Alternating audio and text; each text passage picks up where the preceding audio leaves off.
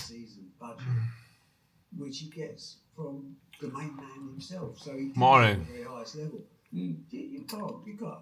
How can I turn around to a fighter and say, hang on for your call, we'll put Riyadh on hold? It doesn't go like that, does Like Brentwood does, right?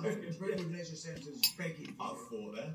I know, well, listen, I think I remember you telling me. Imagine eating some breakfast today for a change. Do we take the moral high ground and say, have we sold our soul? Yes. We don't even bother to ask the question. So they came to me the other day, they want darts. Right. I said, okay, can we have alcohol? I said, no. I said, can the players have alcohol? No. I said, so you want me to do a show in Riyadh? I almost never eat breakfast. Nobody wearing fancy Look, dress. this morning, I woke up feeling pretty hungry. A disaster. How much? Needless to say, how much? I like it when I wake up feeling hungry. In January. It means I get to eat breakfast foods. I normally miss out. I normally miss out on breakfast foods. Like all the good stuff. Sausages, bacon, eggs, croissants, cheese on toast. So many good breakfast foods.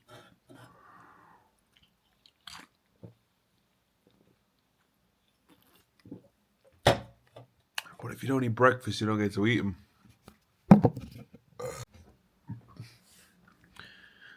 It's 6:07 a.m.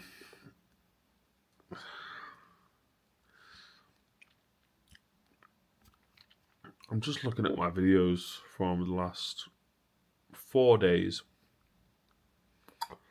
What a great day, and much welcome change. Lovely library, peace at last. Sunday sucks until I find company. And my best video yet. They've all got 0 views. 0. I think I'm okay with that.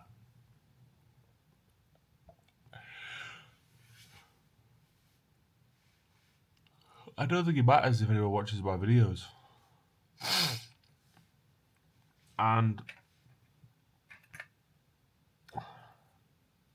I think they will eventually.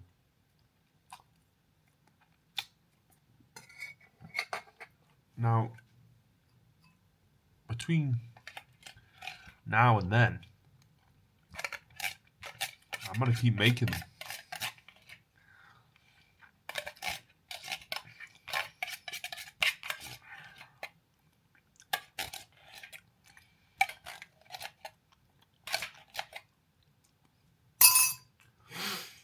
I'm going to keep making them because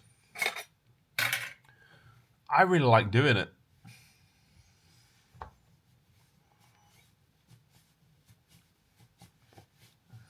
Even if no one's watching.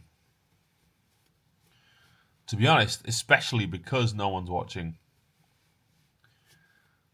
it makes it so much easier to feel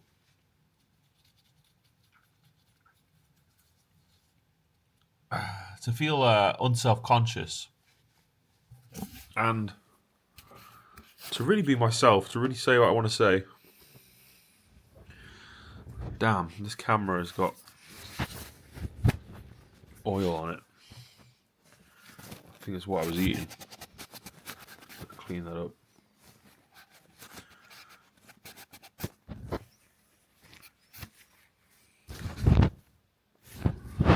So, yeah, to reiterate the same information, like I always do. It's Tuesday, the 27th, January 2026. This is my video log, or vlog. And let's see, this is number 1, 2, 3, 4, 5, 6, 7, 8, 9, 10, 11, 12, 13, 14, 15, 16, 17, 18, 19. Wow, this is video number 20 of the daily vlog.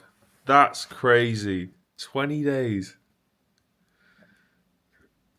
Wow, I'm on a great run. So that means tomorrow will be 3 weeks.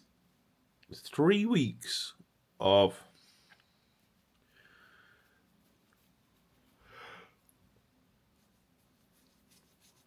the daily vlog.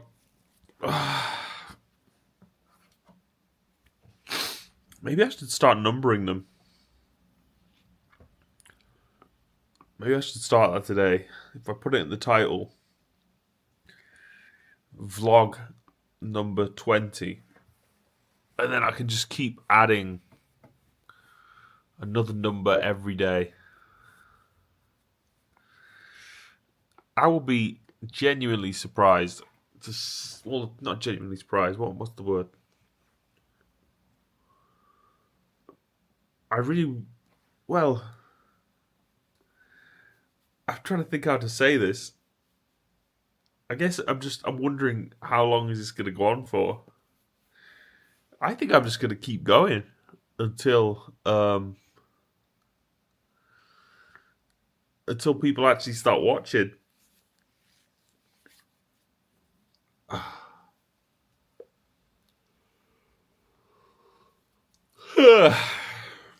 Anyway, I gotta go to the toilet. I just woke up, so I better go do that. It's really raining out there.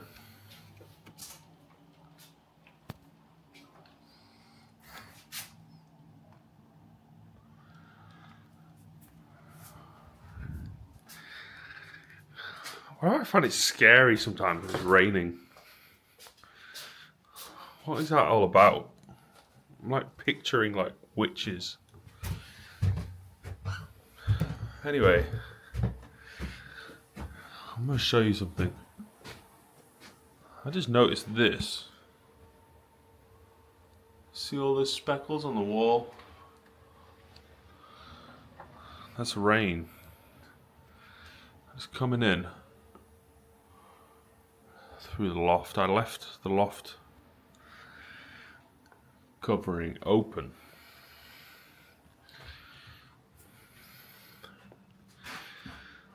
So I think I better go up there and see where this rain's coming through. Because if there's a leak, I will need to fix that. Well, there obviously is a leak. So yeah, I better do that. I have to grab this ladder.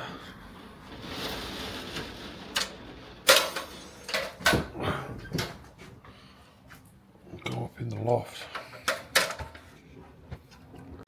Okay, so the ladder's set up.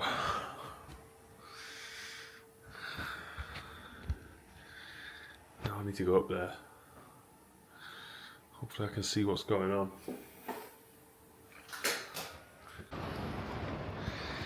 I figured out what it is.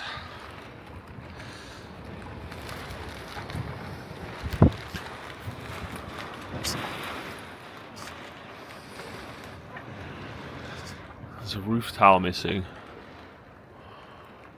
Or a piece of a roof tile missing. And then this like outer, or this inner layer of like protective stuff has worn away.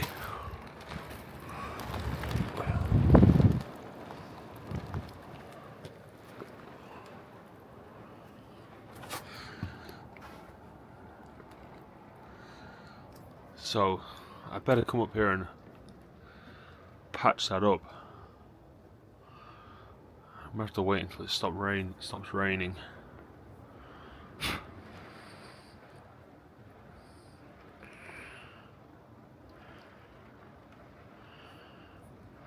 I think I should be able to patch it up from the inside though. I'll have to figure out exactly what to do. I think it'll be okay. I should be able to stop the leak. Okay, I need to go back down again. Holy crap, it's so cold up there. I can't believe there's so little between. I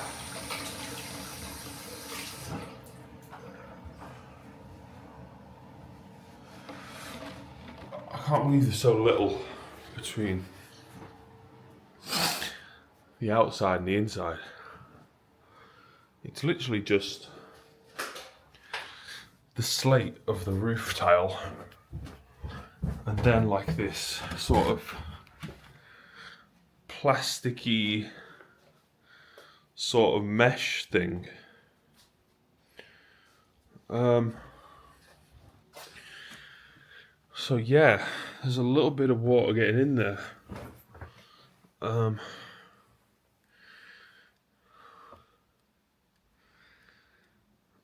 I'm not sure exactly what I'm going to do about that. I guess what I'm going to do is I'll definitely repair the hole in the meshy bit somehow.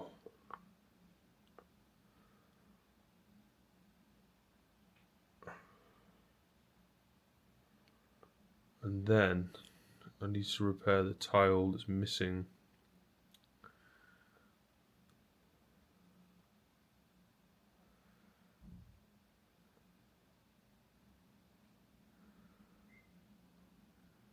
I'm not sure exactly how to do it.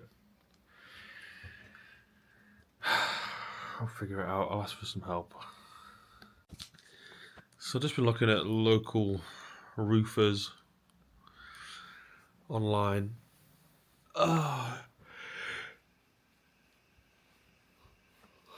sent one a message.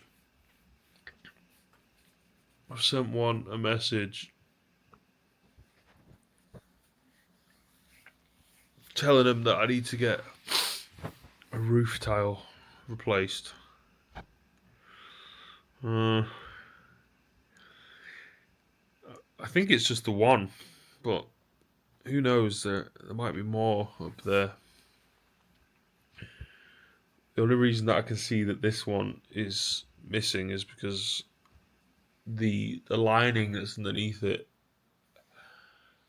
has got a hole in it. So maybe like a bird has, I don't know, pecked at it or something. I don't know. But somehow you could just see straight out into the world through the roof, which is obviously not ideal. So that's how the rain's getting in.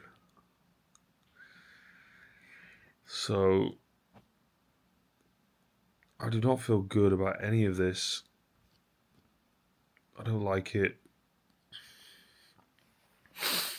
Hopefully someone can come and fix it for like a reasonable price. This is just part of what comes along with home ownership, is you have to take care of your own repairs if they need to be done. Can't go running to the landlord if you are the landlord.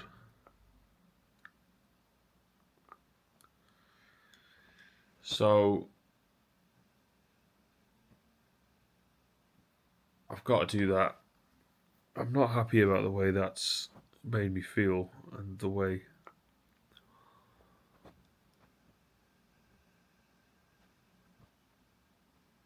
that's already put a downer on the start of the day. Thinking about having to get that fixed. However, I'm going to try not to let it bother me too much.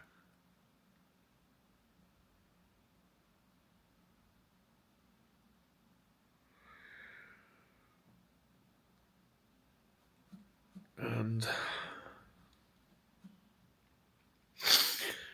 I'm going to get on with my day as it is.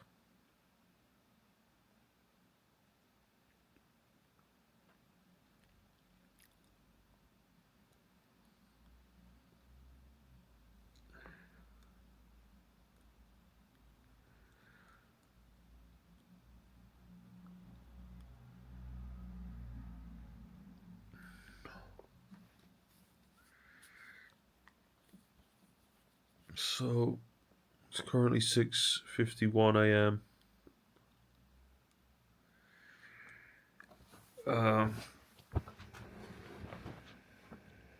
It's still dark outside. I've got the heat on.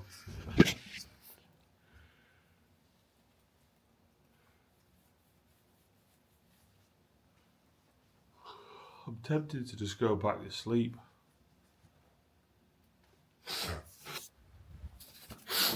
It's not like I haven't had plenty of sleep. Oh God, it's cold in here. Even though I've got the heat on, I'm still cold.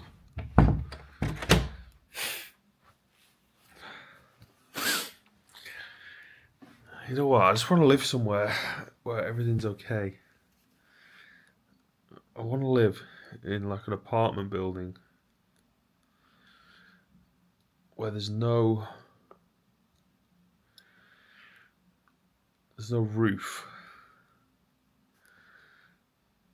directly above me. It's just like someone else's apartment.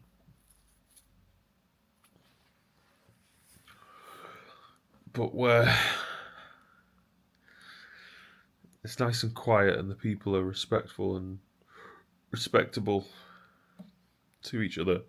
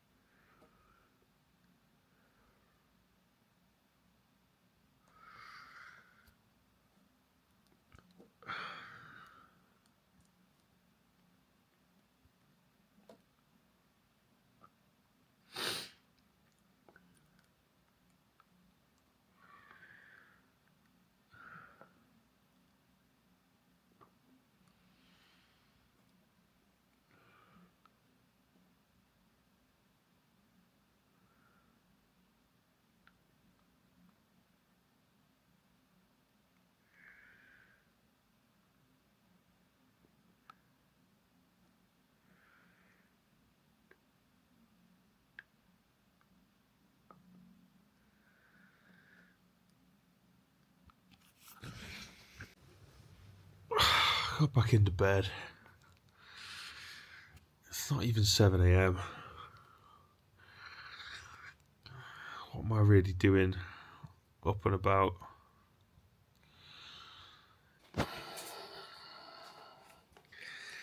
Hardly surprising when you get in bed and lay down, you end up falling asleep. And that's exactly what I just did.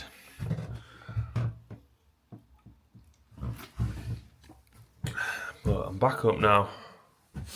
And I think it's time for me to go out and about. First, I gotta go to the loo. Fight like a brave, don't be a slave. No one can tell you, you've got to be afraid. Fight like a brave, don't be a slave.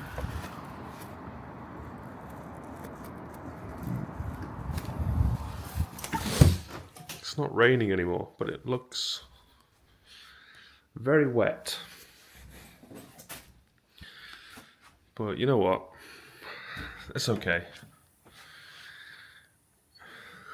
I gotta go out. I gotta get out of this hellhole. It's not really a hellhole. I mean, oh, that's funny actually, because I've got that hole. I've got a hole in the roof. Hellhole. Gotta get out of this hellhole. Yeah. Alright. I know, I'm funny, right? Okay, so I need to get some socks. Socks. Uh,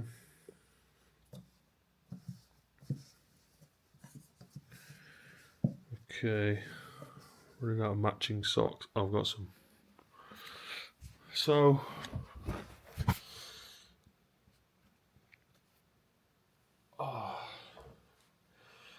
it would be good to be able to have a conversation, like you can, like you do on TikTok Live. Because when I've been on TikTok Live, I'm like, I can see how many viewers I've got, and then I'm go, hey, how's it going, guys? How are you guys doing today? And then you can watch them type up responses. You can't do that on here. You just have to talk. You have to come up with things to say. I mean, you do have to. You do have to come up with things to say on TikTok Live as well. Well, I think the difference with this is, if I don't like something, I could just edit it.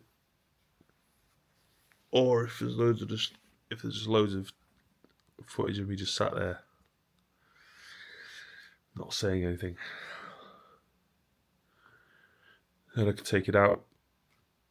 Anyway, I want to make the video less about making the video, because that's not really that interesting, is it? Or is it? Seeing someone making a video and they just talk about how they're making a video the whole time that they're on the video.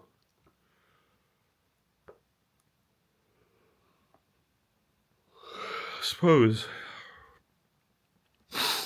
maybe that is interesting. I have to think about, why is it that anyone watches anything anyway? And I think it's that people want to just see another person just existing. They want to see the way their eyes move. They want to see what their voice sounds like. They want to see all the little details of a person, the animation, the livingness, the life that makes them alive. I think they just want to see that, don't they?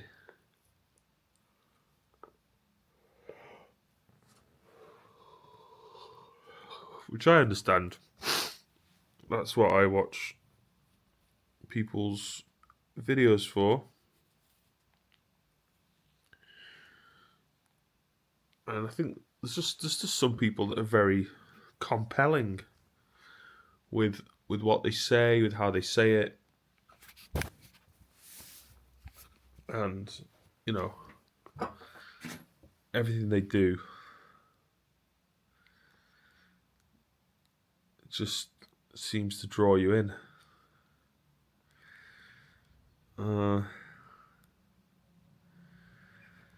But then I also feel like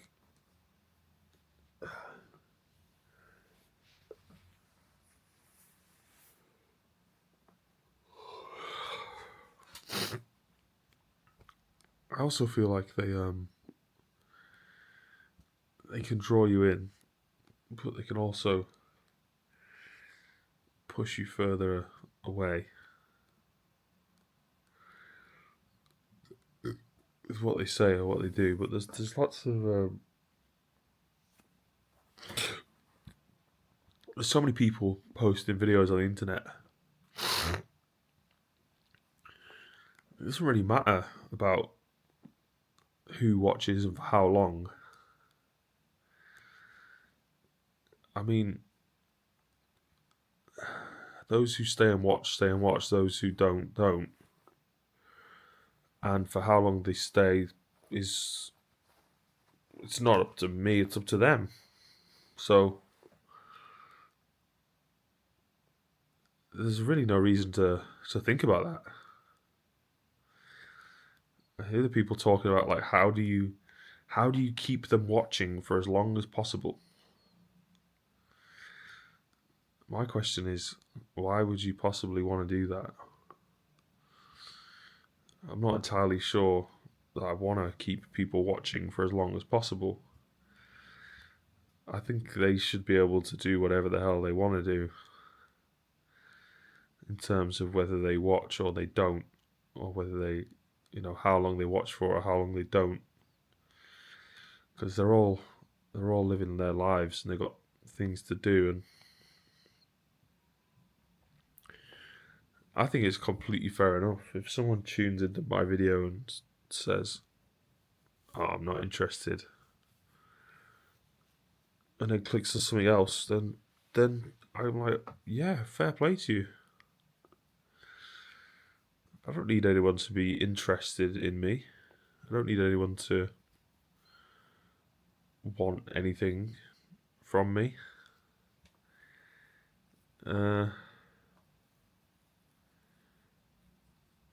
I think if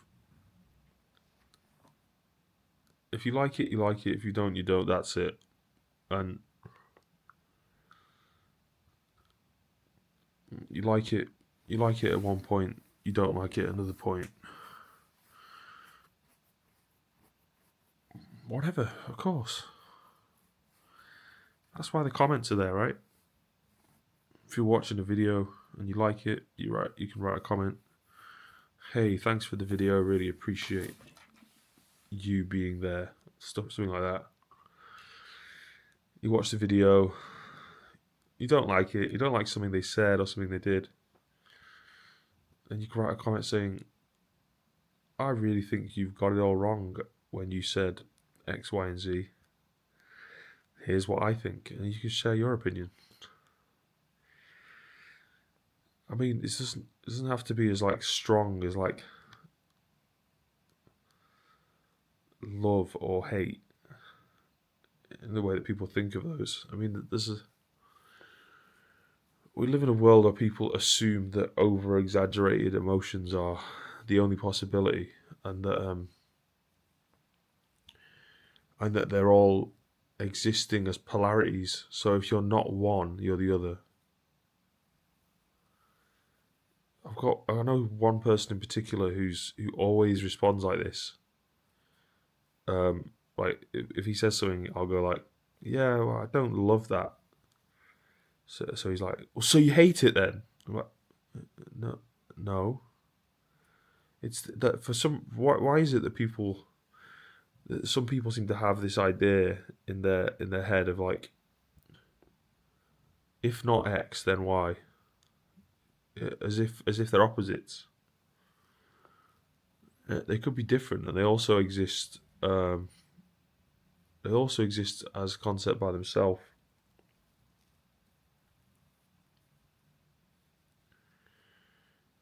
Because here's the thing, if I say I don't love that,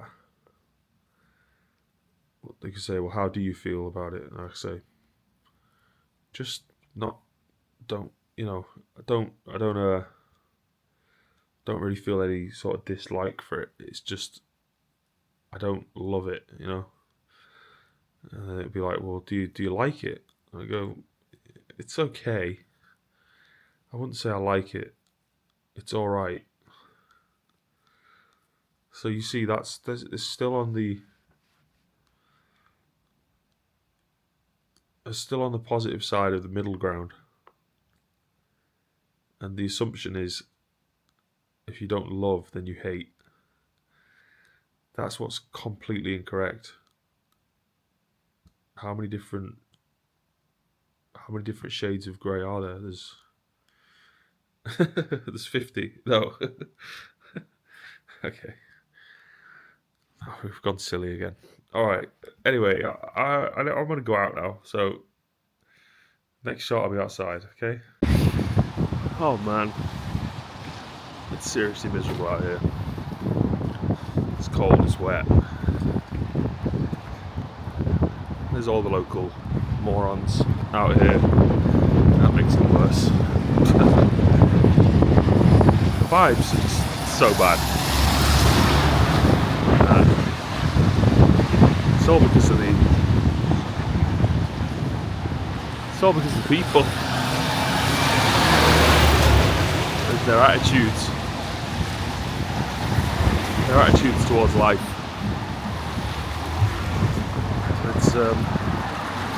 It's surprising how it can bring you down, even at a distance, just to be aware of it. To be aware of the people that are around where I live. And their attitudes towards what it is that they want to do with their life, and how they think of being there to support other people, or the fact that they don't think that at all. How they think of trying to make the world a nicer place, or the fact that they don't think like that at all. Again, there's lots and lots of very sort of unhealthy people with unhealthy habits, unhealthy attitudes, and it's very, very unpleasant to actually have to be anywhere near to that, because it creates such a strong, like, negative aura, vibe, that sort of wears off on you if you're not careful. Now, I'm very aware of it, and awareness is most definitely the first step to making any kind of positive change in life. First have to become aware.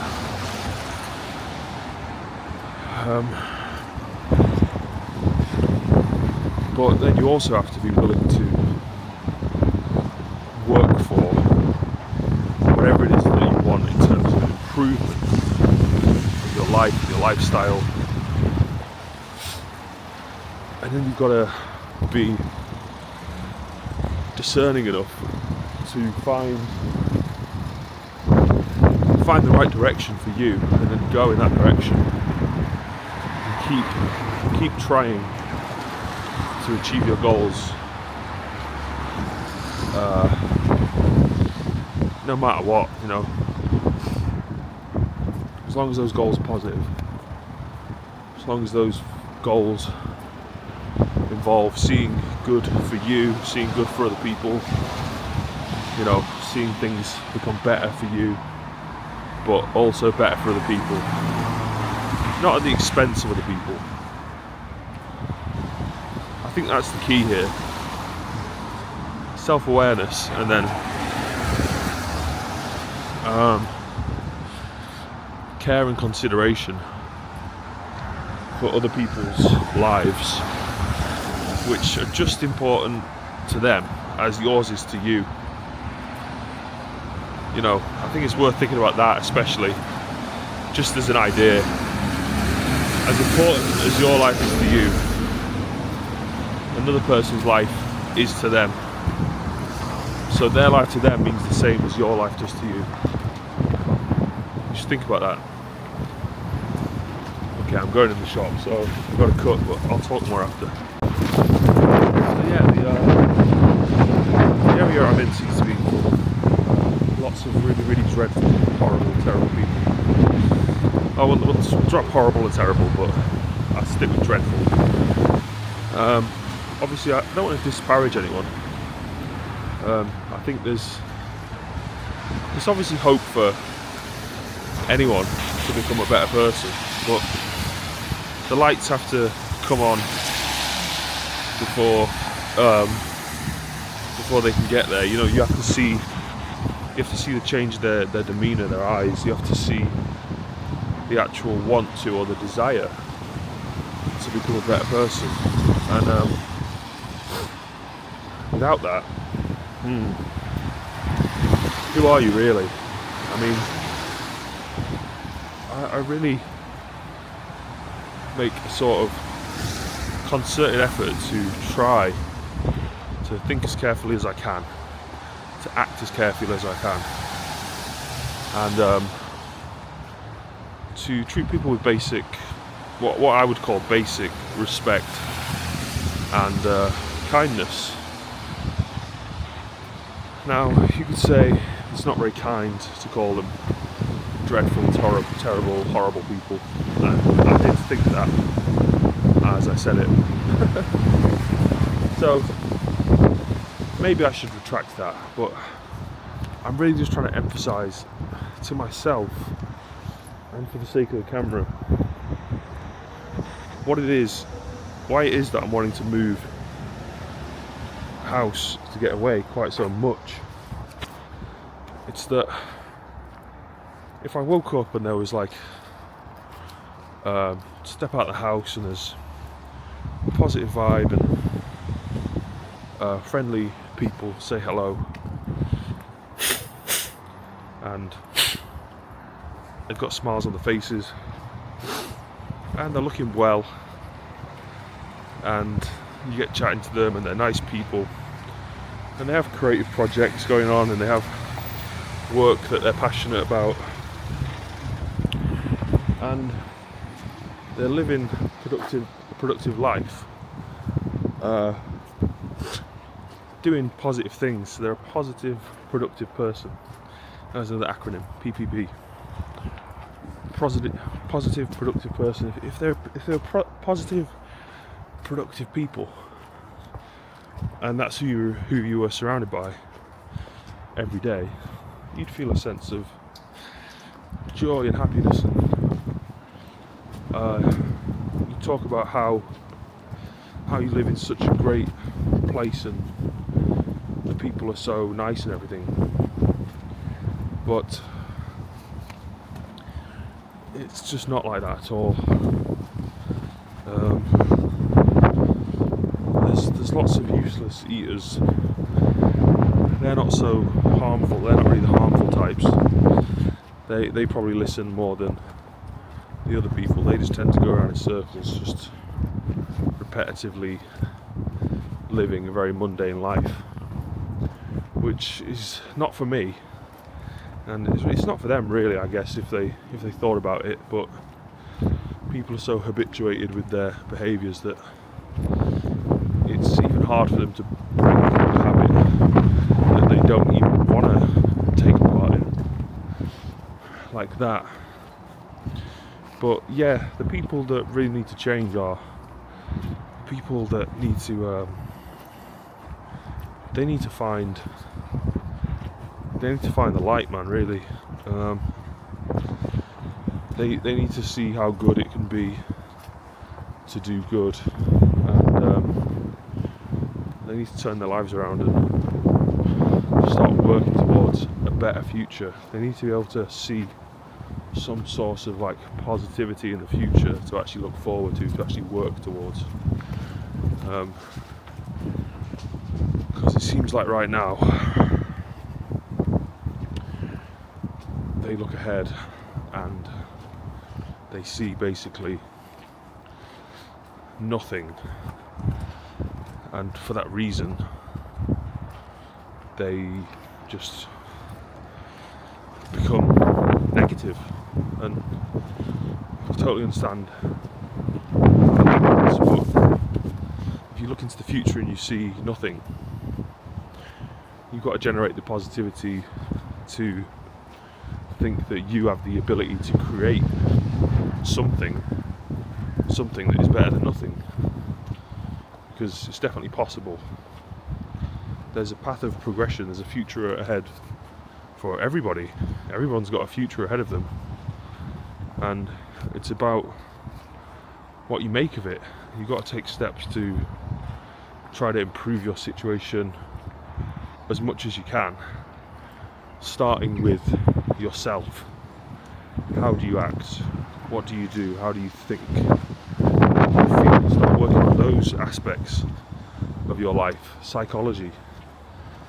Start understanding who you are, how you are, and then start to try to apply that to what you do out in the world. Instead of doing what you normally do, take more time and attention and give that towards doing things that actually help people in the community, But I think before you do that, you really have to learn how to examine yourself. You have to develop self-awareness to make sure that you're actually acting and doing what you're doing for the right reasons, and you truly actually feel that desire to actually help other people. Because otherwise you could end up in a situation where you're doing it, but you're not really wanting to be there, and obviously that's not good.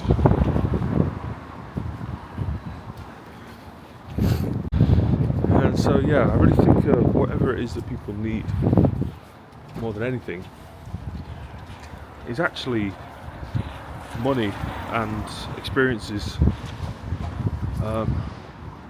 That will change a lot of things in people's lives for them to go out and go see, you know, the rest of the world, away from what they know, away from their home, away from all their personal dramas, and then actually find out that there's a whole other world out there full of people and places and experiences and different kinds of attitudes towards life. I think that's exactly what these people need. And then they also need to find a passion of some kind, something that they have some interest in, where they can actually use that to develop their intelligence and use that as a creative stepping point to actually meet other people and to connect over. Without that's how you end up just being a useless eater, going around in circles, going to the same places every day, and then just eating food that you don't want, you know, making yourself ill and like overweight, but mostly just ill. I mean, being overweight is being ill, isn't it? It's the same thing, but it's not good. You got to take that time and attention that you put into just wandering about eating, and then you got to put that into doing something great. Okay, I need to go on the phone. So yeah, what I'm basically working on is something along the lines of like the local cultural rejuvenation project, and that's my own personal project. That is an attempt to try to rejuvenate local areas, places, and people that have been through hard times and have basically made the kind of life for themselves that they realise they have no interest in whatsoever, and they're looking to change that. And if I can get more people on board with these kinds of ideas, I really think the situation can improve. But there really has to be a fundamental switch in attitudes, and the people have got to start to seriously clean up their lifestyles before they can reach a point where this even makes sense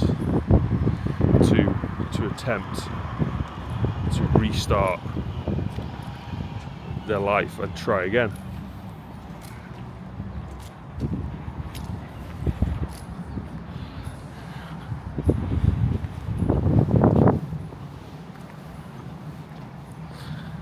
But it's most definitely doable, and it's all about keeping in contact with people as often as possible, asking them questions, seeing what they're actually doing, and getting an understanding of their lives, and then trying to figure out how they can move forward, what it is they can actually do to try and spin that thing around and set it off in a different direction.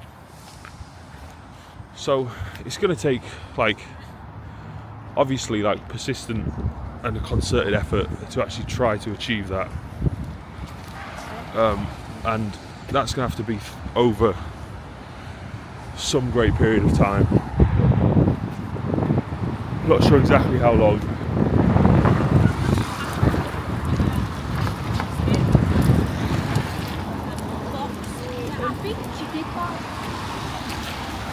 Not sure exactly how long that will actually take, but it's definitely possible. I mean, it has to be possible. No matter how dark a person's life has become,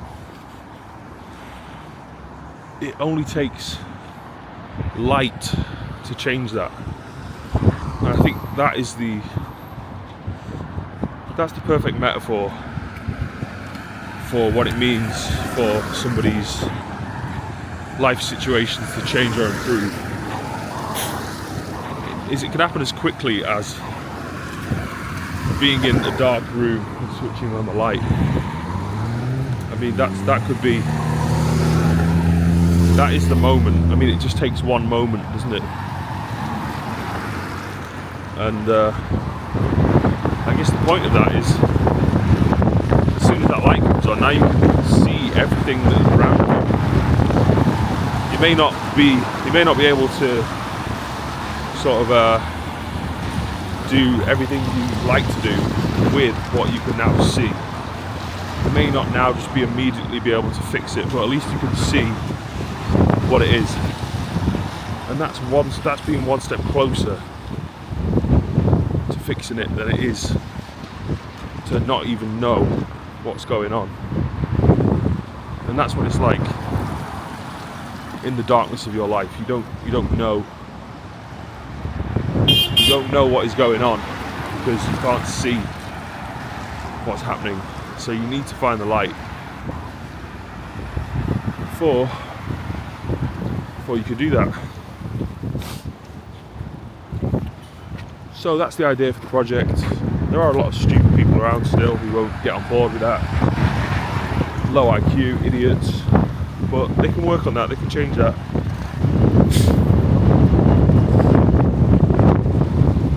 It's definitely possible.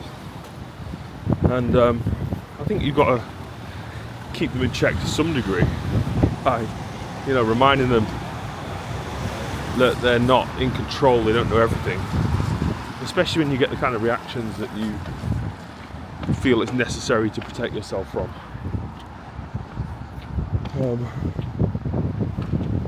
But it really is something that's going to be worthwhile.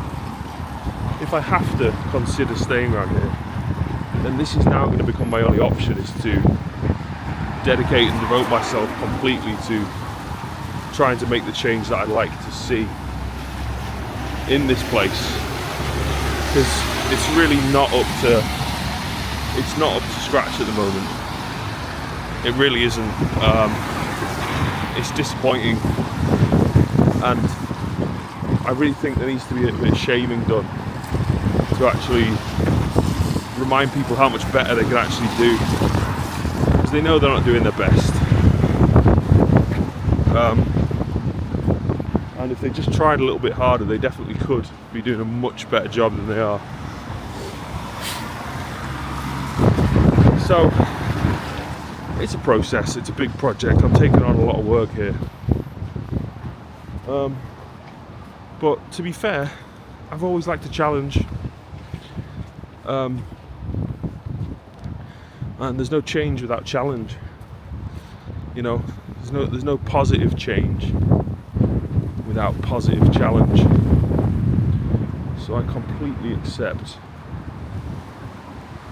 every and all manifestation of positive challenge if it means positive change.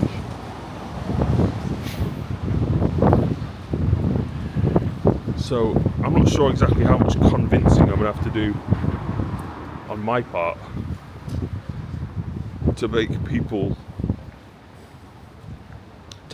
think for themselves and realise what it is exactly that I'm talking about, because I've been talking about this for a while now. The same kind of thing.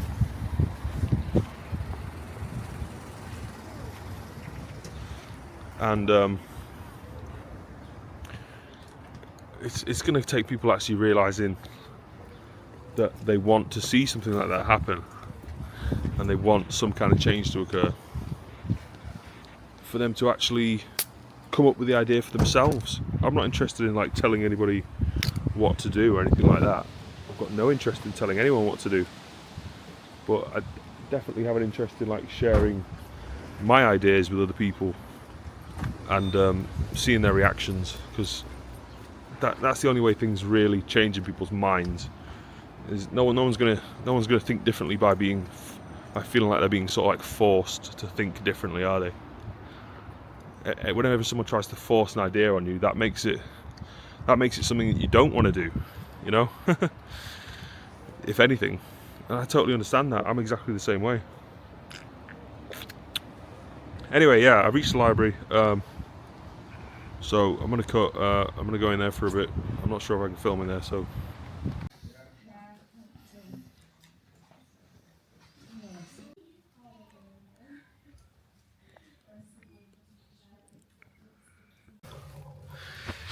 Alright, so I showed you that book.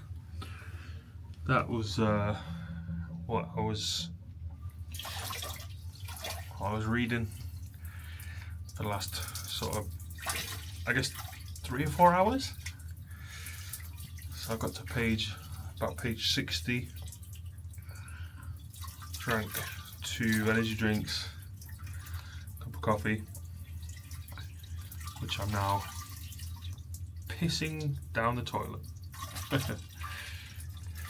I think this is allowed on YouTube. I'm not going to show anything. You can just hear the background noise.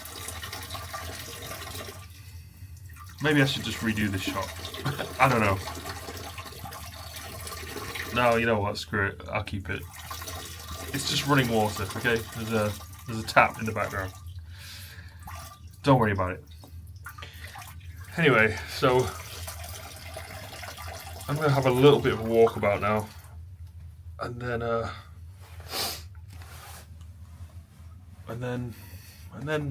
I don't really know. Obviously end up home eventually. I might just go straight home, but I feel like I need to get some more clips for the video. So I'm not really sure. Anyway, the book was fairly interesting. It was about David Cameron. I think it is in his own words. I think it was about David Cameron by David Cameron. So I always prefer an autobiography if possible. Anyway, I got to wash my hands, so I need to put the camera down. Okay. Hey, so just got in the house. It's 5:09 p.m. Made another coffee. This time I got a cappuccino. And so far, great day. Pretty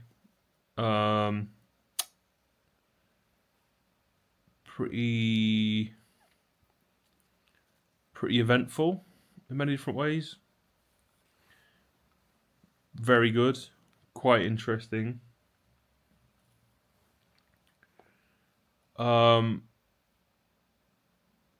Caught up with a couple of peeps, and you know, passed a few words back and forth. I've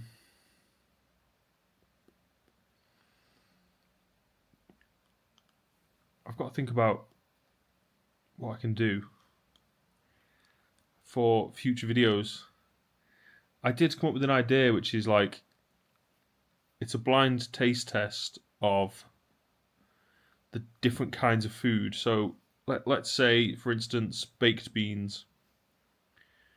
You've got so many different baked beans, and if you go to each and every supermarket, they all have different versions of their own baked beans, and then you've got different varieties and everything. So I was basically thinking, sort of cook up like, I guess, as many different kinds of baked beans as you can find, and then get someone to do like a blindfold taste test. So I guess I would be blindfolded, then I would taste each one, and then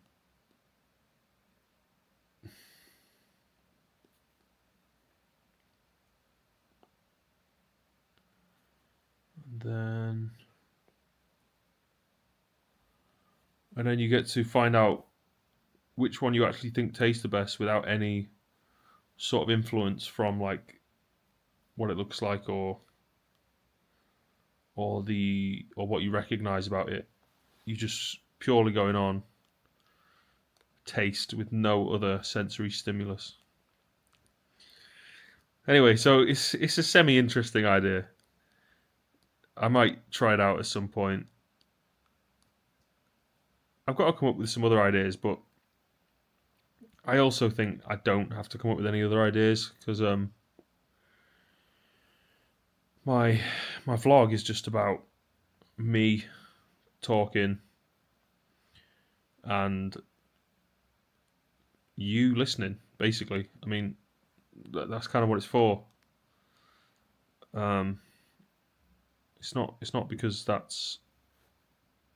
it's not that I have an interest in just being able to talk and for someone else like not to be able to respond. Like, well, you know, this is the conversation of YouTube works like this is, you know, the creator makes the video, then the viewers can comment, and they can also like and dislike. So of course, like they have the ability. The viewers always have the ability to provide feedback. So in that sense, it's a conversation, and I guess also, as well, you know, if any one person, a video creator creates a video, then another person can create a video response to that video. And so that's how a conversation can start, by going back and forth like that. And I guess it's up to the original poster whether they want to continue the conversation and keep going back and forth or not. You know, I guess it could be interesting, but it might not, you know. I think it would be really, to me, it would be up for debate if someone were to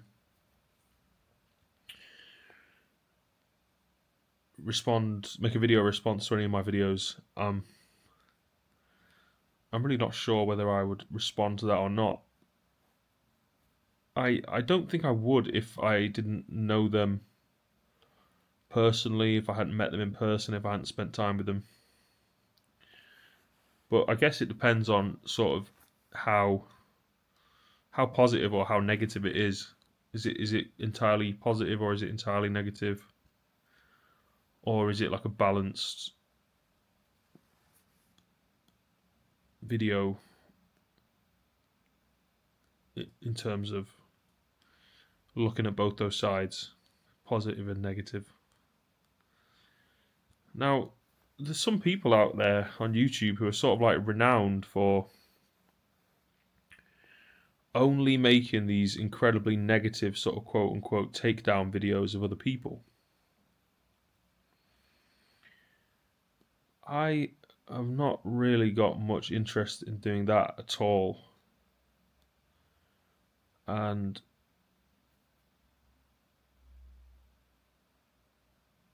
I can't see myself at any point doing that because I just don't have any interest in it, really. You know, I like to keep things fairly positive, generally speaking, but you have to have a balance of positive and negative. So if it's, I guess an ideal would be like 50-50, I guess.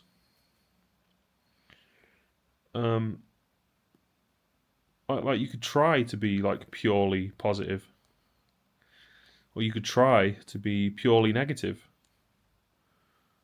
But you're not really going to be able to do that successfully because of how your feelings change all the time, and what you think is influenced by how you feel, and what you say and what you do is influenced by what you think. So, in a feeling centered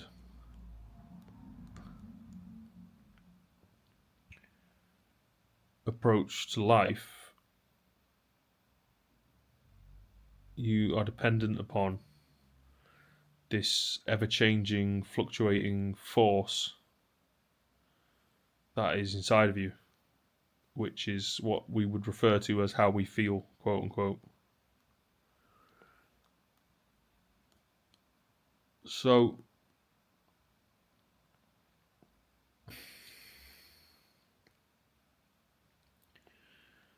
I'm thinking about like, where am I going with these videos? But really, the honest answer is I'm going where I'm going, and I'm not able to see clearly what's coming. But I don't want to. I don't want to know what happens if I keep doing this. Not through any sort of like preemptive, like intuitive, guesswork. I'm not trying to predict where it's going to go. I'm literally just doing it and then finding out. And I think that's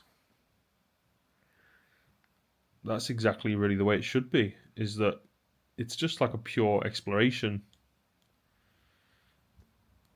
In the sense that I'm only doing it because I actually really want to, I'm not forcing myself to do this, and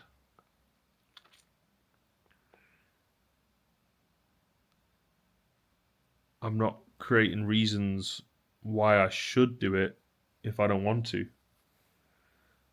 Because even so far already, after the first 3 weeks, there's been plenty of times every single day where I've thought about picking up the camera and I've gone, nah, I don't want to. And I'm not trying to change that. I'm only just I'm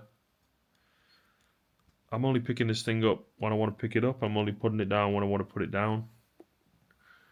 And like I say, that's me. It's down to me. It's down to how I feel. But in some sense, it's not me. I'm just doing what I can. But I have the limits of the mind that I am aware of, and that acts in ways which are time dependent in situations where I have limited awareness or ability to see exactly what's happening in terms of the continuation of the mind and how it decides what is to be done in each moment through that sort of matrix connection of brain and body, or mind and body. I'm not sure where spirit or soul comes into this.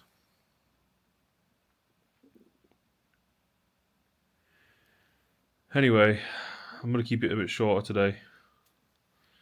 It's only 5:20. And I'm not gonna finish it early today. I'm gonna keep it going. yesterday when I said I'm gonna finish early, I think I finished around 5 o'clock.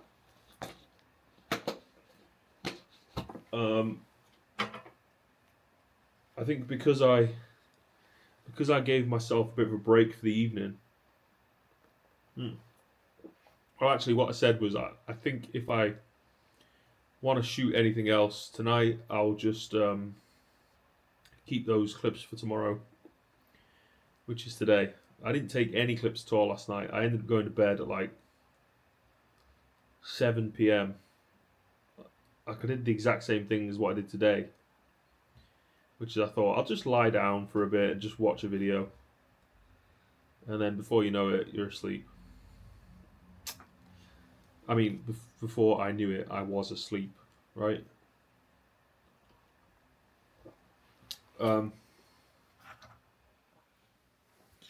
So that was what happened last night, and then yeah, I have no idea how I managed this to sleep for so long, but somehow I did. How did I do that? Because I genuinely think I went to sleep about 7 p.m. and then I got up about 6, and I did a little bit of video, which is some of the first clips that you saw on this video. And then I fell asleep again not long after that. And then I woke up again. Gosh, I don't know.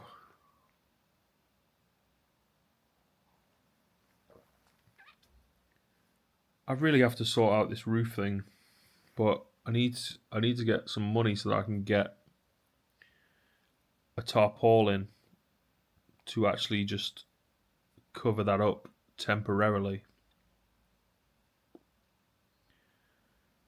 But I'm really not going to be able to do it in the ideal way. What I really need to get is a roofer who can just come and replace a tile. So I looked online at like approximately what that should cost.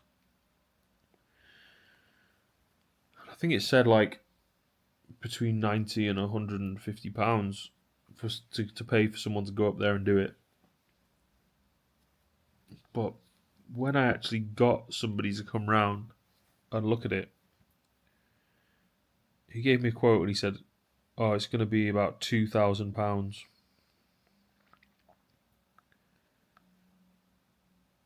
Which I knew instantly was him trying to massively overcharge me. So there was no way that I was going to give that guy any custom whatsoever. For even attempting to do that, even if I'd sort of like talked back and forth with him and then he'd come down to a more reasonable price, I think he didn't deserve my custom for just even trying to pull the wool over my eyes and overcharge. Because I think that's pretty despicable. You know what? Saying that, there's a part of me that sort of thinks like, fair play, but I don't know. That approach is.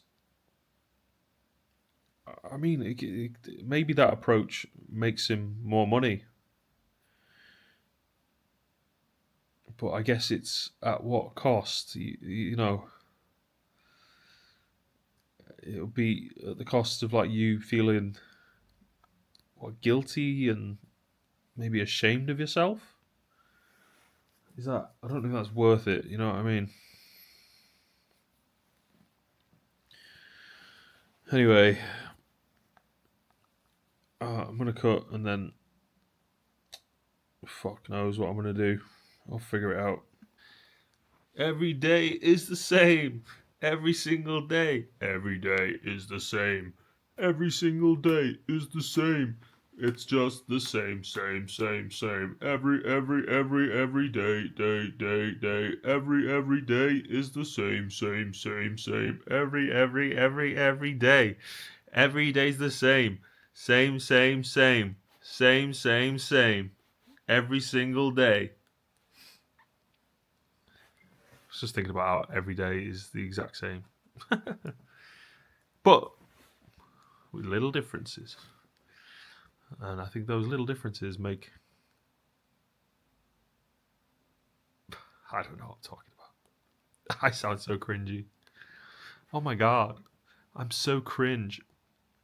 No, I'm just getting cringier. Everything I say. Every time I speak, I just get even cringier than I was before. Crazy. Crazy amazing. Amazing. Okay, look at this. Shween, dik dum bow. Ti ti ti, boom dum bow. Biggity bim boosh. Rabba bram, bing bing. Rabba dabba ding dong dwang. Bamanamanam, bamanamanam. Rabba dabba ding ding ding. Baddly biddly bram bram. Biddy diddy dum brow. Pit pit. Patentity bram. Make us some music. I'm gonna run a bath because I need a wash, and then, whoops, accidentally cut there. Pressed the button by accident. I'm gonna run a bath, still, and then shit. What am I thinking? Fuck, I don't know. It keeps changing. Right. So, I'm telling you what I'm going to do. Yeah, I'm going to run a bath. Then I'm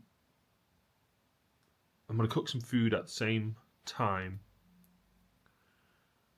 So that's that. Yeah, bath, food, bath, food,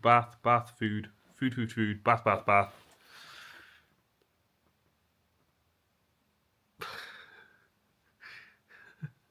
I've accepted who I am, okay? I've accepted who I am.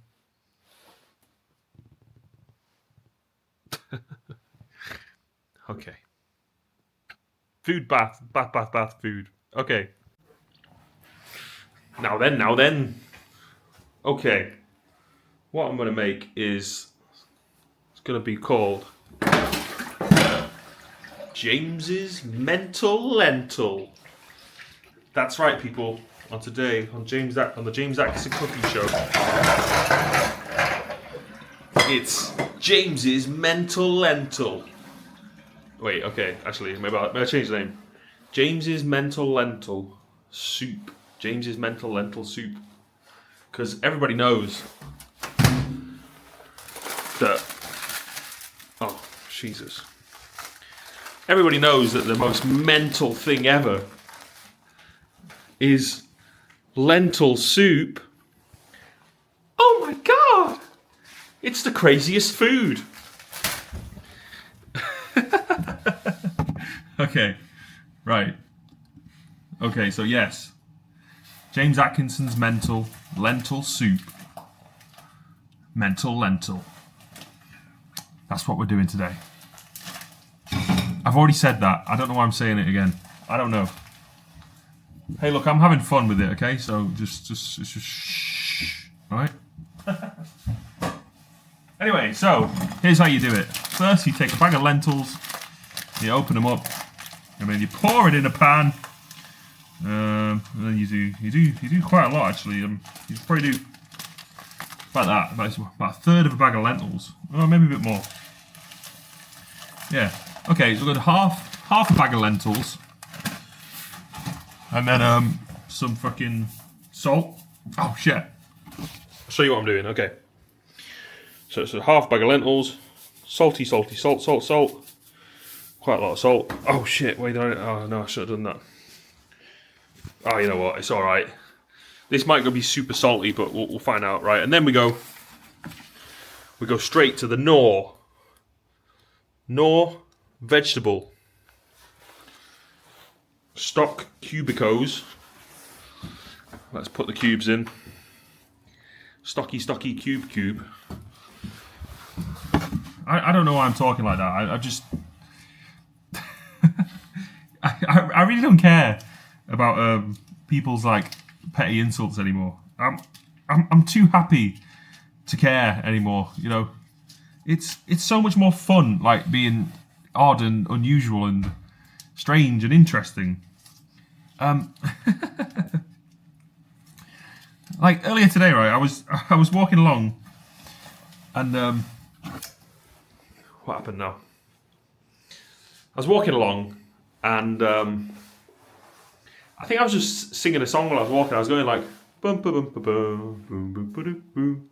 I was doing something like that just to please myself, and I like doing things like that anyway. And I really don't care about other people's opinions, but anyway, so there was two people walked past, and one of them goes, "He's strange," and then the other one, I heard him say it.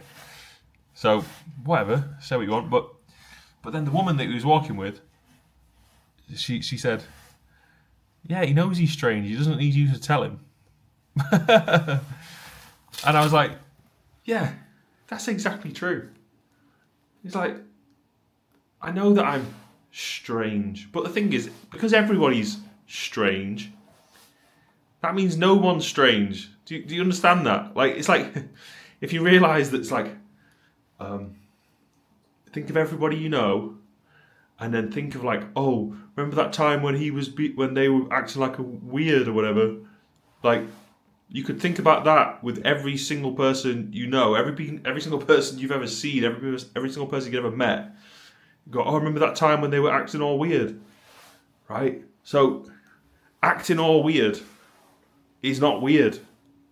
If everybody does it, then it's not weird, is it? It's only weird when someone does something that other people don't do. That's what makes them stand out, and you find it unusual. The fact that it's unusual means it's not something you usually see. But if you see that all the time, and you've seen so many people, you know, all the people that you know, you've seen them all at some point doing something weird, then it's not weird, is it? This is what people don't understand. It's completely normal to be quote unquote strange. There's nothing strange about it.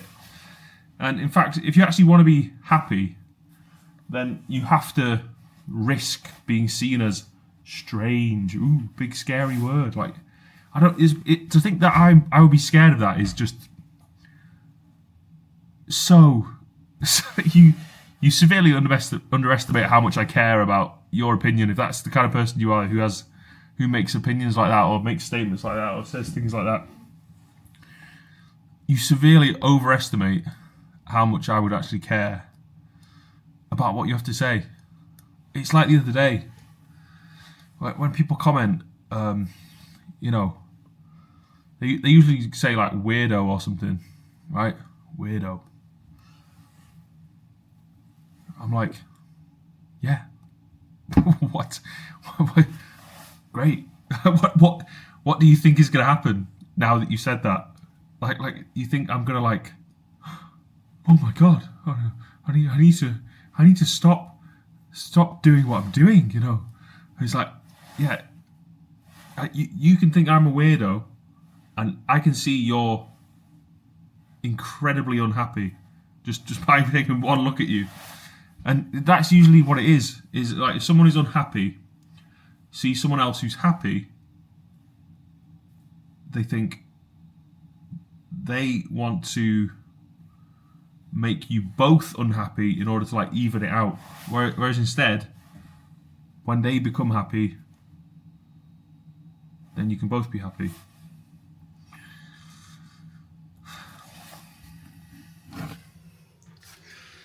Anyway, yeah, I mean, you say what you want, it's only words, you know. It doesn't really bother me, but like I feel good doing what I'm doing, and somebody coming out with something to say about it isn't going to change that once it's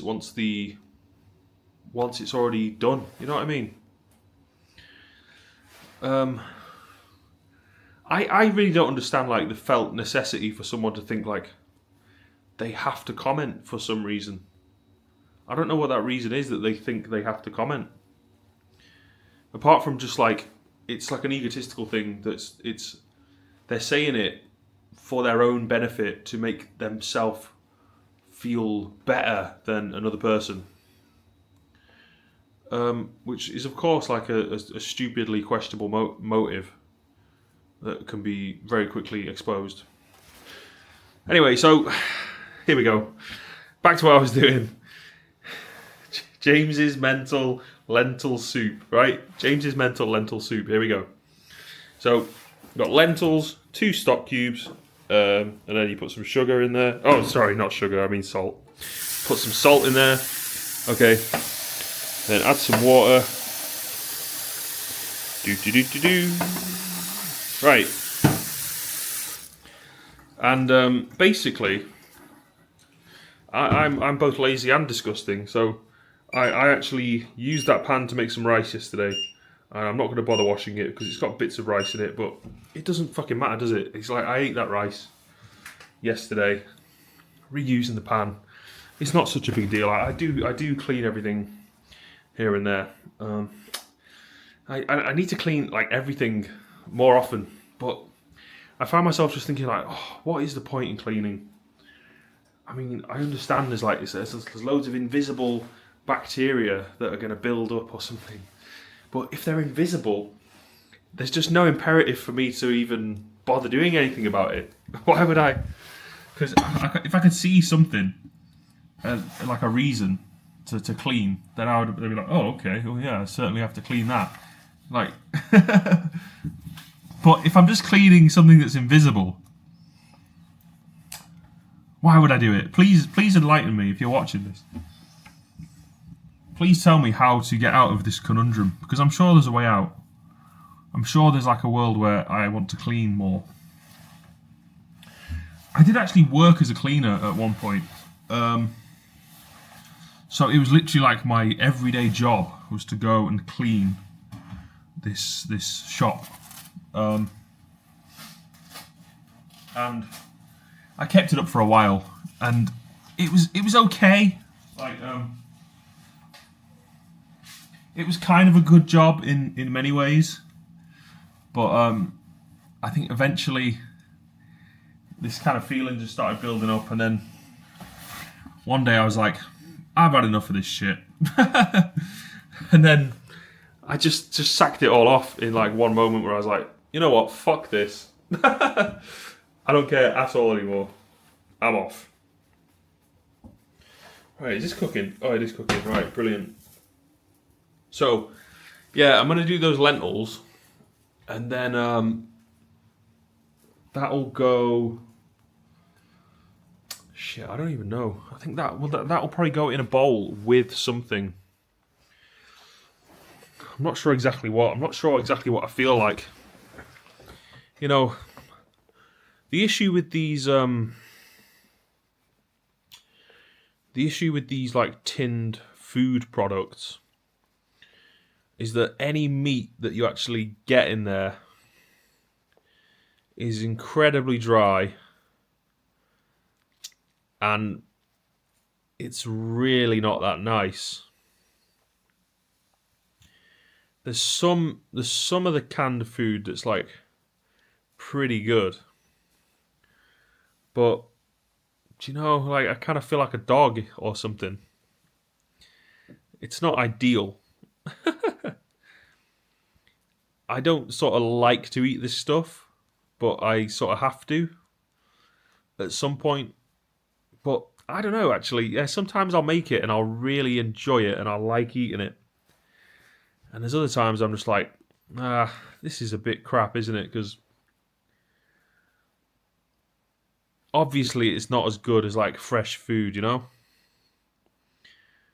But it's cost effective, it's long lasting, and it's like it gives me a lot of mental reassurance to like know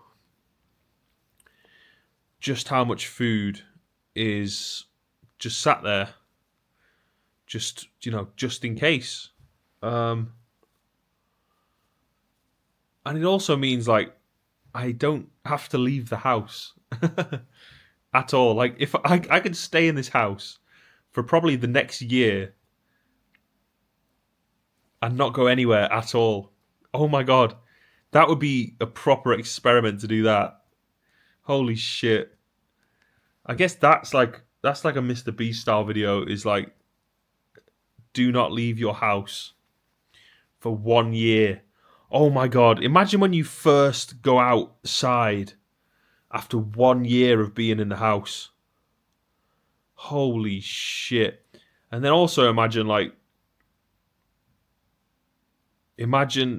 having a conversation with someone after not talking to anyone at all for 1 year. That would be crazy. I don't think I could do it though, because I'm always getting people coming knocking on the door for me and wanting to see me or whatever. If I was gonna do it, I'd have to I'd have to go to like another house somewhere else where no one knows me and I'm not expecting anyone. I mean, or literally, I could literally just ignore. I could ignore the fucking door. I could ignore the door for a whole year, and then I could stay inside, eat all this food, and video it,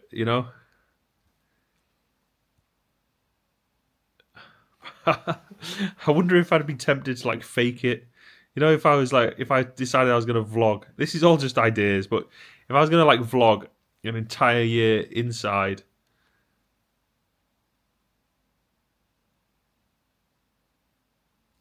I wonder if there'd be days where I'm like thinking, oh, I should just go out and just don't film anything.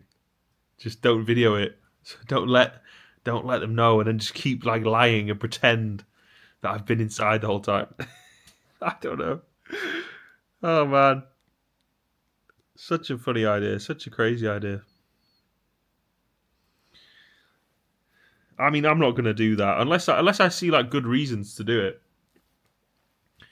But I've got to see how this YouTube career flipping evolves as time goes on. I'm still loving it. I'm still super fucking interested in videoing, in vlogging, in posting and sharing. And I'm starting to get more interested in like people actually watching it. So there may come a point where I actually do make some sort of concerted effort to get more views on these things. But really, right now, I'm still just really enjoying like just whipping out the camera as often as possible or whenever I feel like it, and then just talking and talking and talking and talking. It's done my like mental health, quote unquote, absolute wonders. And I really have been feeling better than I ever have by just being able to like talk about whatever it is I want to, get it all off my chest,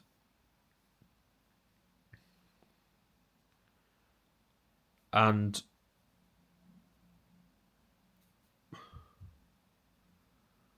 not get into like the complications or the dramas that come along with like interpersonal relationships, sharing your feelings with other people.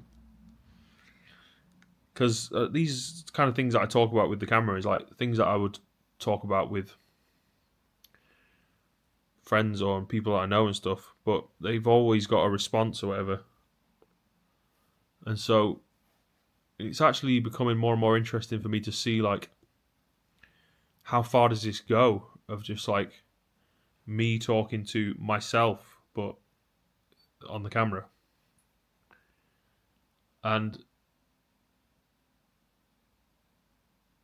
I really think there's like an incredibly appropriate time and place for thinking out loud.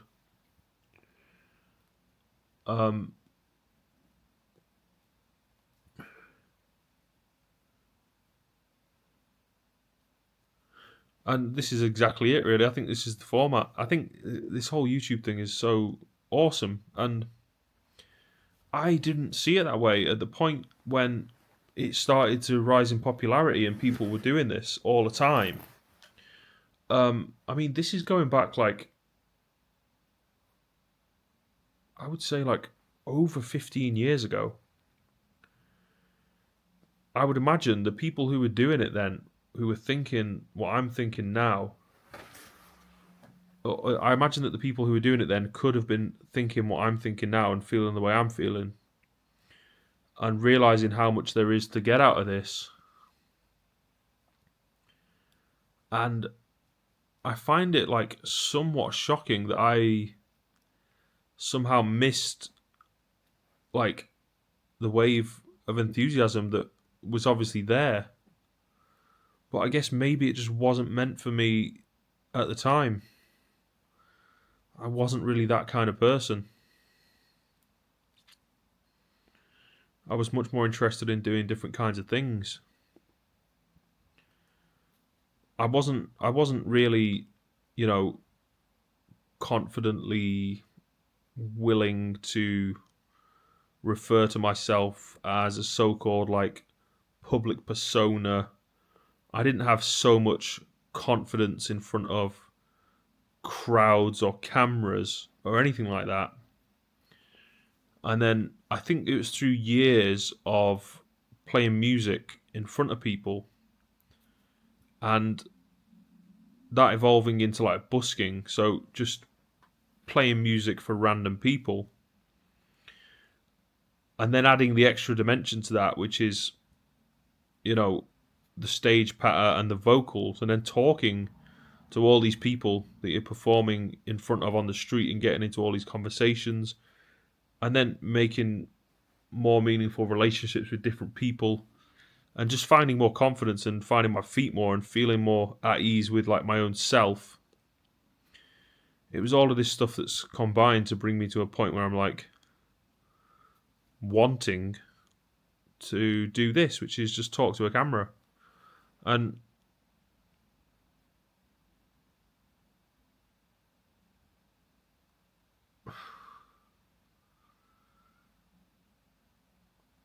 I guess you have to come to a place where it all makes sense, and that's just personally where I've come to. So I forgot to run the bath. Or did I? I can't remember. Put the lentils on. I need to go turn the bath on. Alright, I'm going to put you down for a bit. Okay. So, I've been reading this book recently. It's The Story of the Streets by Mike Skinner. I've been recording all of it, and I've uploaded... No, sorry, I've not uploaded it. But I've got what I've read so far saved on video in different parts. But I'm just going to read a bit of it in today's vlog. So, it's going to kind of ruin the continuity for the video of reading The Story of the Streets by Mike Skinner.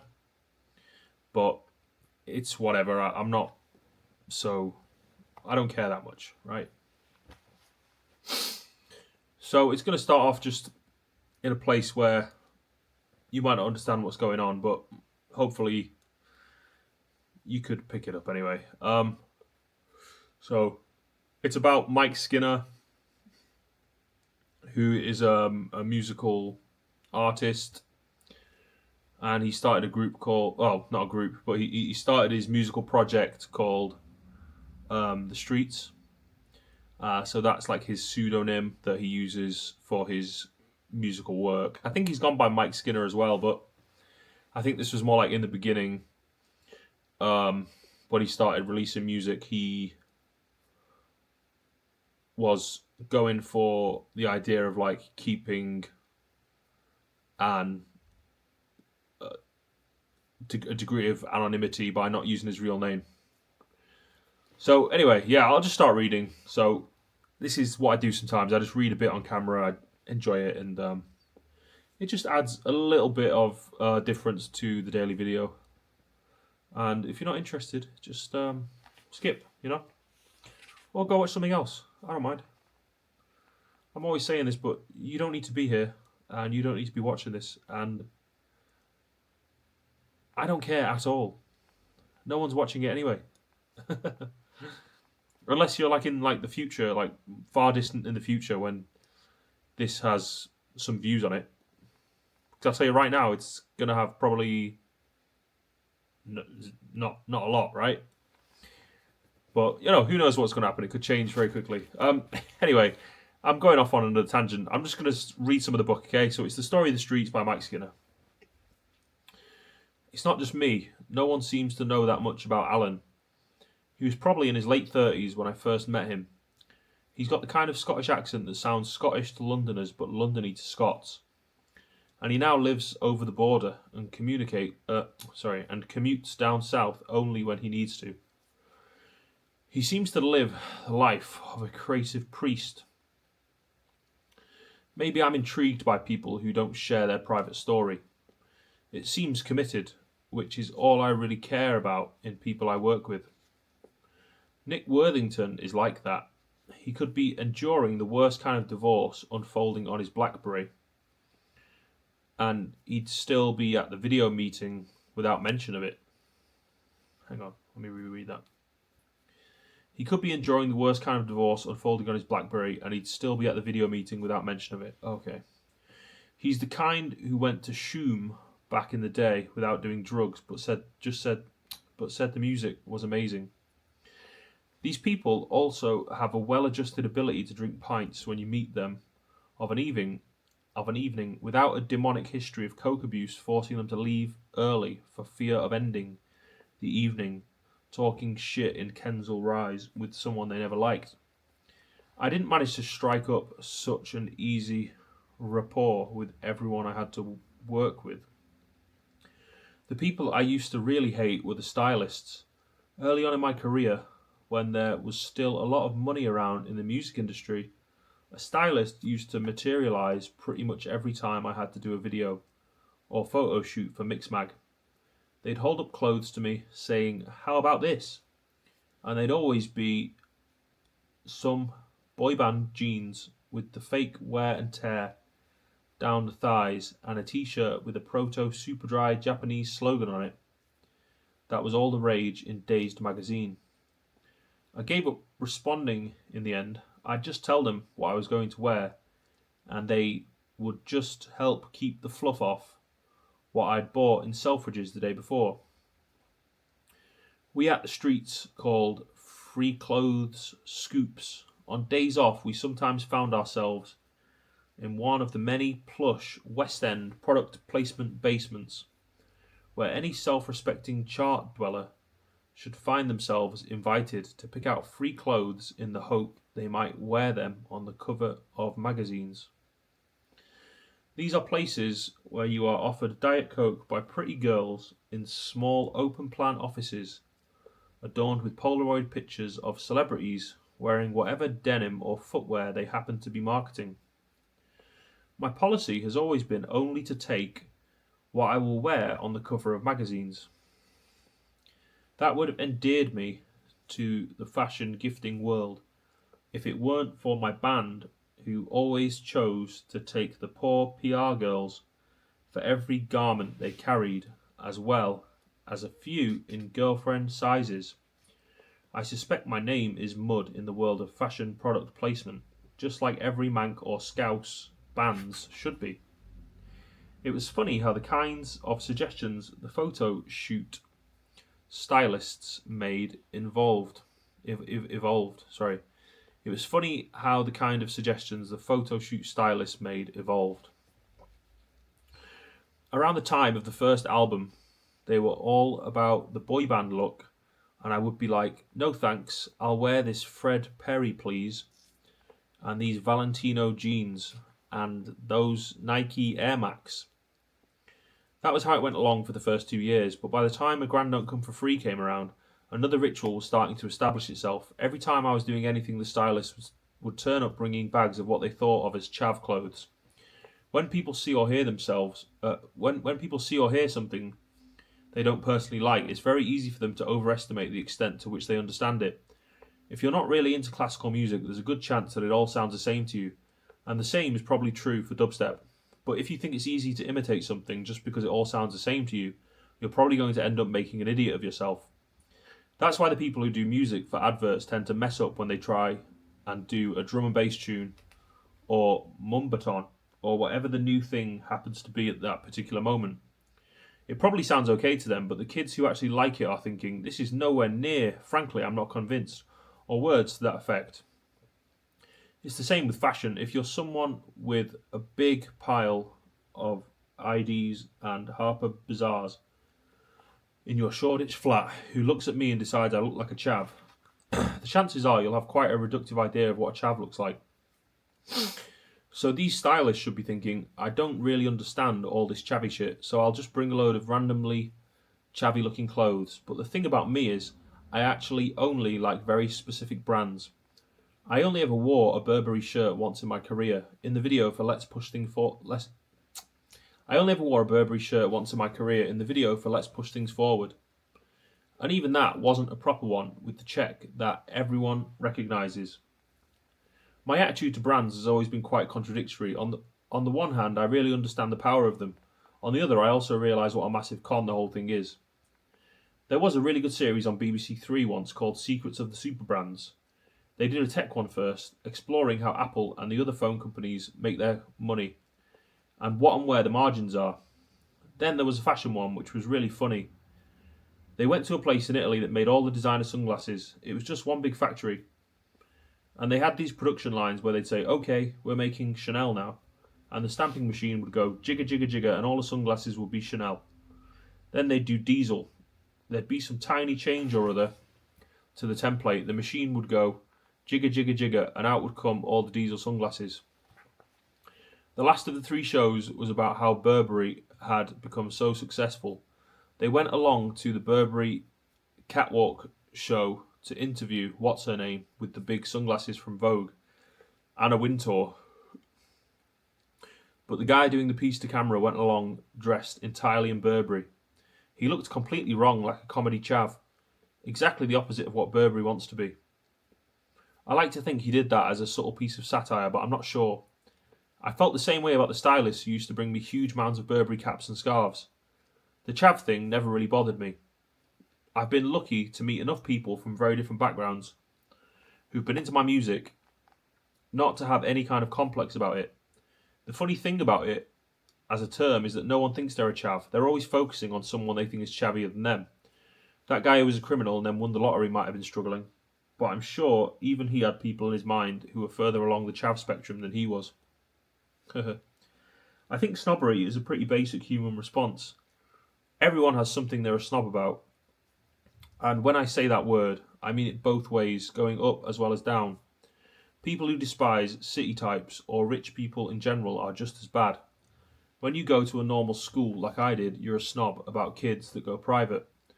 But if you get the kind of job, again, like I did, where you come into contact with a wide range of people from contrasting educational backgrounds, you soon realise that there are privately educated twats and state-educated twats, and their twathood is something they have in common.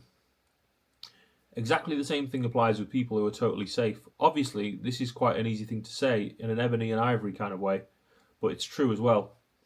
If I was going to retrospectively overcome my snobbish impulses towards stylists and give them a helpful checklist of fashion do's and don'ts for the early stages of the streets, before I got into my Miami Vice phase, I would start off by telling them that I was really into aquascutum. But in broader terms, the look I really liked was late period football casual. I did sometimes wear Fred Perry, but not in a Damon Albarn vintage retro kind of way. I was more into what you'd probably call the Stone Island era. I never actually wore that brand because that would have been too obvious. but I did like CP Company, which was basically the same firm. They did really nice jackets, which I would always wear with dark blue designer jeans and Nike Air Max TNs to mix in a bit of a rap element. I had them in every colour and would get the new ones whenever they came out. The funny thing about the whole Stone Island thing is that this was the style of clothes that would have been worn by people I had good reason to be wary of back in Birmingham. But once I got to London, I didn't have to worry about them anymore. I felt liberated. I was free to wear the kind of stuff I would have liked to wear when I was actually being the person the street songs were about, but couldn't because it would probably have got nicked. Well, maybe not so much the clothes, but definitely the jewellery. Because I've been robbed so much walking around Birmingham when I was growing up, it was just not possible to have anything on display. T-shirt, jeans and trainers was as far as you could go, but once the streets was up and running, I felt much less exposed, so I could get quite into my jewellery. That was partly something I'd got from my sister, who'd always worn quite a lot, and partly something that came from hip-hop. The vast majority of A Grand Don't Come For Free was recorded in Stockwell, in the flat I bought with the advance I got from my publishing. As if to prove that allegations of chavhood were grotesquely ill-founded, I went to the estate agents on my BMX. The office was in Herne Hill.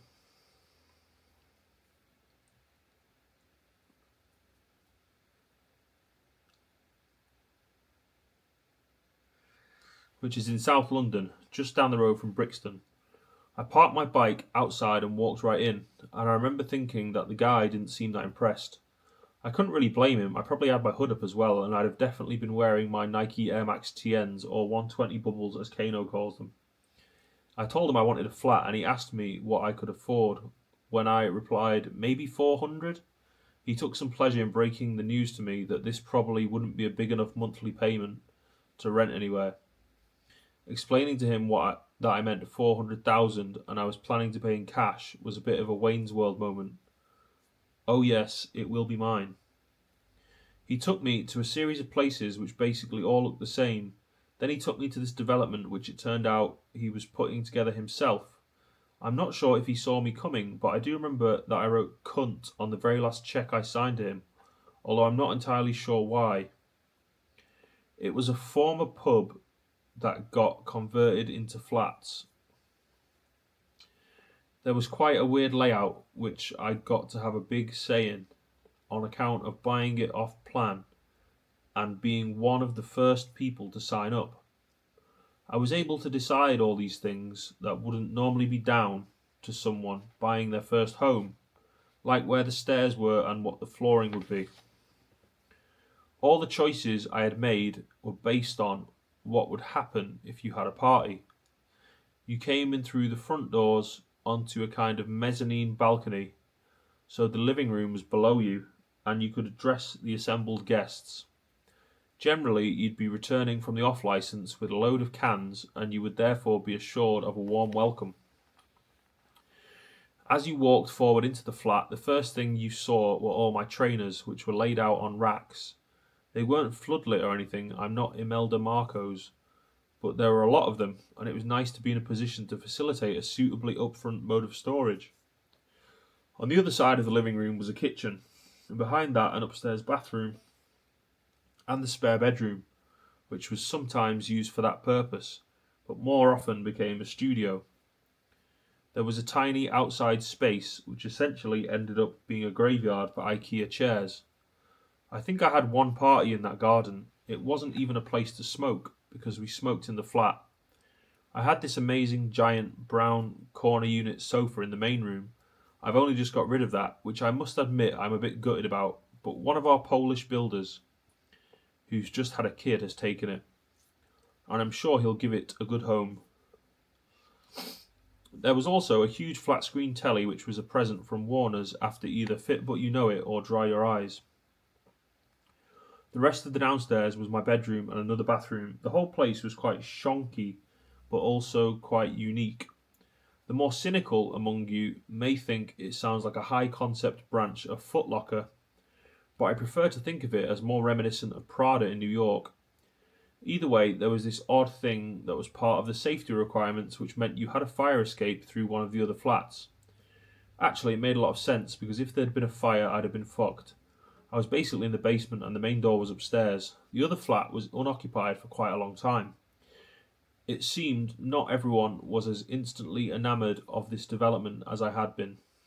Sometimes we'd be really messed up and having this crazy party, and we'd just go in there.